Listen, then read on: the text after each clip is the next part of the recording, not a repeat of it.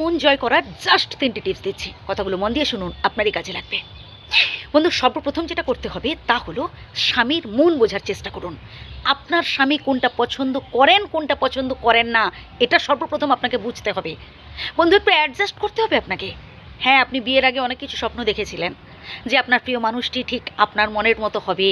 আপনি অনেক অনেক স্বপ্ন দেখেছিলেন, কিন্তু কিন্তু আসলে বিয়ের পর আপনি যতটুকুন পাচ্ছেন আপনার স্বামীর থেকে তা হতে পারে আপনার মনোগত নয়, কিন্তু আপনাকে এতেই সন্তুষ্ট হতে হবে, আপনাকে একটু মানিয়ে চলতে হবে। বন্ধু, আপনি যেখানে যান না কেন, আপনি যত বেশি অ্যাডজাস্ট করতে পারবেন তত বেশি আপনি টিকে থাকতে পারবেন, তত বেশি আপনি সুখী হতে পারবেন।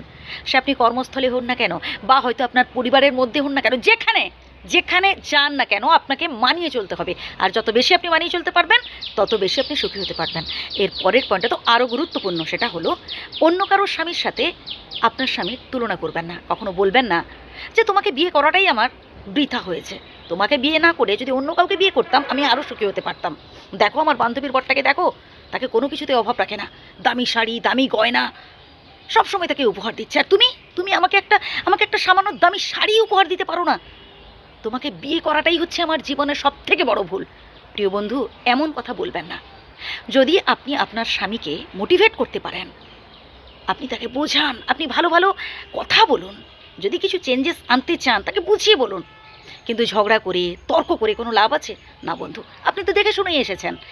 আরেকটা কথা বলবো বন্ধু, দেখুন, সংসার সুখের করতে গেলে বা সংসারে সুখ ধরে রাখতে গেলে আপনাকে দুজনকেই অ্যাডজাস্ট করতে হবে, শুধুমাত্র স্ত্রী নয়, স্বামীরও অ্যাডজাস্ট করার অবশ্যই দরকার। বন্ধু, আমি তো বলবো আপনি বোঝদার মানুষ, আপনি না হয় একটু বেশি অ্যাডজাস্ট করলেন। দেখুন, আপনার প্রিয় মানুষটি যখন কষ্ট পাবে, আপনার প্রিয় মানুষটি যখন মুখ ভার করে থাকবে, সব থেকে বেশি খারাপ লাগবে আপনার।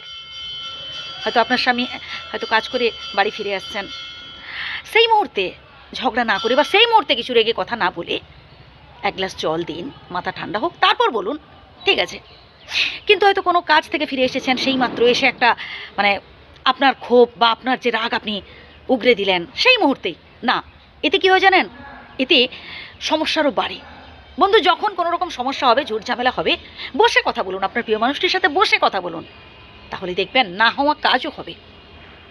বন্ধু, সন্তান সন্ততিদের সামনে কখনো ঝুট ঝামেলা বাঁধাবেন না, মানে নিজেদের মধ্যে যাই হয়ে যাক না কেন, ছেলে মেয়েদের সামনে কখনো প্রকাশ করবেন না, কারণ এর ইফেক্ট তাদের উপর পড়ে। হ্যাঁ বন্ধু, রাগ হতে পারে, মান অভিমান হতে পারে, নিজেরা একটু অ্যাডজাস্ট করে নিন না, একটু মিটিয়ে ফেলার চেষ্টা করুন না, নিজেরা বসে একটু রোমান্টিক হলেন, মাঝে মধ্যে একটু গল্প করলেন, স্বামীর অতীত নিয়ে বেশি ঘাঁটাঘাঁটি করতে যাবেন না। বর্তমানে আপনি কতটা খুশি করতে পারছেন, বর্তমানে আপনি নিজে কতটা খুশি হতে পারছেন, এটা নিয়ে ভাবুন। না অতীত, না বেশি ভবিষ্যৎ, বর্তমানটাকে নিয়ে ভাবুন। ভালো থাকবেন।